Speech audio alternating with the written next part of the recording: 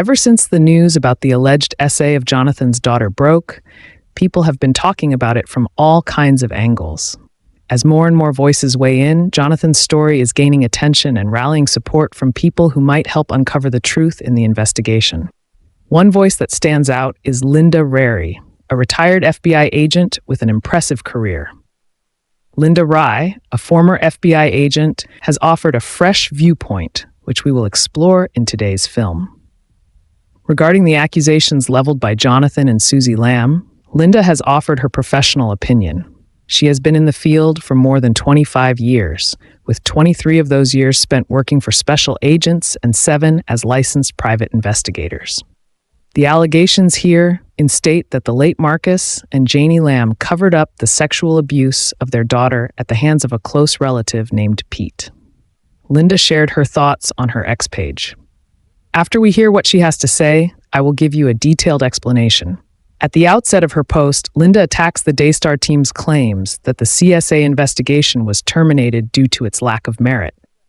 Evidently, she finds this claim totally ridiculous, and she claims to have decided to focus on providing more evidence for why she finds Jonathan and Suzy's version of events plausible.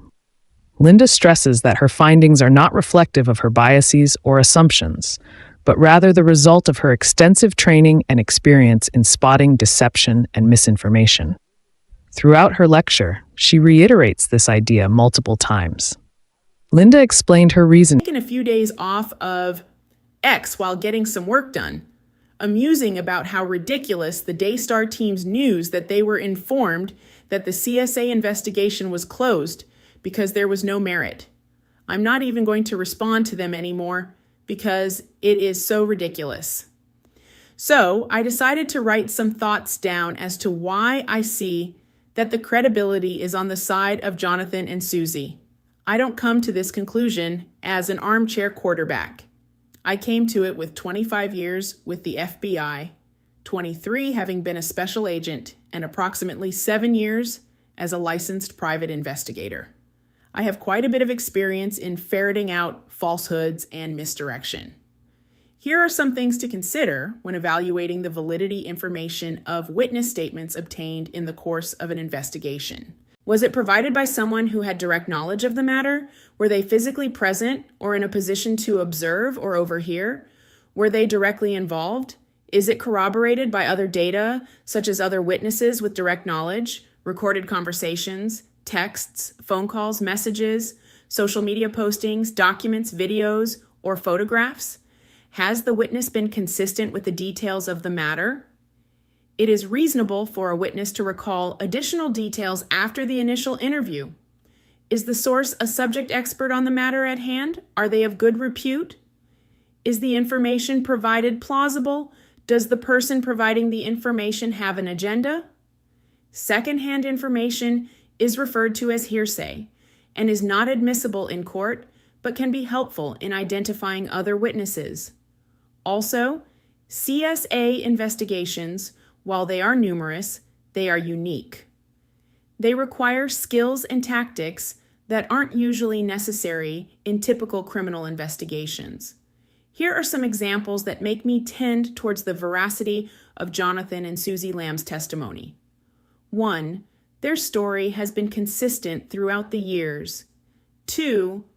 Their version of what the daughter told them had happened to her and their description of the change in her personality and fearful reactions to a certain family member subsequent to the alleged incident has remained consistent.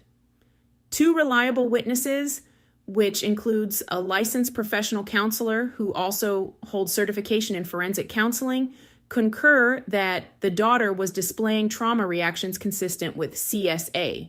3, the initial trip to the school with Joni to talk to the teachers and investigate if the abuser was related to the school does not take away from the veracity of the child's complaint because Suzy unwittingly asked leading questions regarding where her daughter originally disclosed the abuse happened. 4, their dropping of the CSA matter with the family was based upon false information provided to them via Marcus Lamb, who had been told by Rachel Lamb that Debbie Leonhardt, the licensed professional counselor with certification in forensic counseling, had cleared Pete of any involvement in the CSA. That this was false is attested to by 2 reliable witnesses not related to the family. 5. Their versions of what transpired in the Daystar board meetings are corroborated by the legal clandestine audio recordings of the meeting, while other attendees denied what was clearly recorded. On the Daystar side, my observations are that their narrative relies on hearsay information and opinion, clearly debunked information and information that has no corroboration outside of their tight circle. Another thing that, for me, tends toward impeaching Joni's version is her consistent deflection of the topic at hand by accusing Jonathan of wanting to depose her and take over Daystar. This was observed throughout the recorded audio. This is a typical Darvo ploy. While most definitions of Darvo only use deny as the first letter in the acronym, it also can be deflect, where the offender never answers the question at hand and changes the subject to something that suits them and attacks the person posing the question. This article is aimed primarily at SA situations, but it's a tactic that is very common among the general criminal population.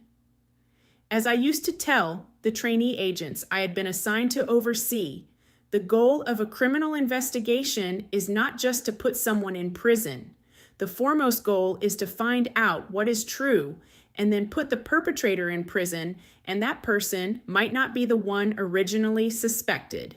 In closing, the Colliesville PD has confirmed that the CSA investigation is still open. The Texas Penal Code sets the statute of limitations in the case of CSA as 20 years. Starting at the date the minor reached 18 years of age, that means that this case can remain active for another 29 years if need be. Also, in the case where the abuser has not been identified, there is no statute of limitations. The one thing that is beyond question in this investigation is that Baby Lamb was the victim of CSA. Keep praying for numbered justice for Baby Lamb. Seek truth no matter where it leads.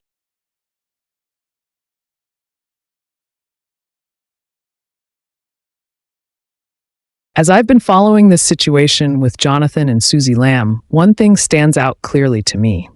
This fight for justice is not just about them. It's about standing up for a truth that should matter to all of us. The heartbreaking story of Baby Lamb's CSA and the alleged cover-up by Daystar has been heavy on my mind. I can't help but feel that this is a pivotal moment where accountability and truth must take center stage, no matter how uncomfortable or inconvenient it might be for those involved. Linda Rary's perspective resonates with me deeply. Her decades of experience as an FBI special agent and private investigator give her the insight to separate fact from fiction in ways most of us could never do. When she lays out why Jonathan and Suzy's story is credible, from their unwavering consistency to the corroborated evidence by professionals, I find it hard to see how Daystar can continue to dismiss these claims as meritless. What troubles me the most is Daystar's refusal to face this head-on. They've deflected, denied, and doubled down on protecting their image rather than allowing the truth to come to light. If they truly believe in their narrative, why not invite independent investigators to take a closer look? Why not open the doors to an impartial investigation that could finally lay this matter to rest? I can't imagine the courage it's taken for Jonathan and Suzy to keep speaking out, especially against such a powerful entity. But I also can't ignore the weight of what's at stake here. This isn't just about a family feud or reputational battles. This is about justice for a child who experienced something no one ever should. Daystar has an opportunity here. They can choose transparency, they can choose integrity. By allowing external investigators to review the case, they would show that their priority is not just preserving their image, but ensuring that justice is served. Isn't that what a ministry built on faith and truth should stand for? This case is not going away. The Texas Penal Code makes it clear there is time, years, even decades for the truth to surface. But why wait that long? Why not act now, when the voices demanding justice are growing louder and the evidence demanding accountability is already mounting? For me, it's simple. Justice for Baby Lamb isn't negotiable. It's not something to be dismissed, deflected, or swept under the rug. It's about doing what's right, no matter how difficult that may be. Daystar has the power to prove they stand for truth. It's time they use it. Until then, I'll keep praying for justice. And I know many others will too. Because at the end of the day, seeking truth and fighting for justice is not just the Lamb's battle, it's all of ours.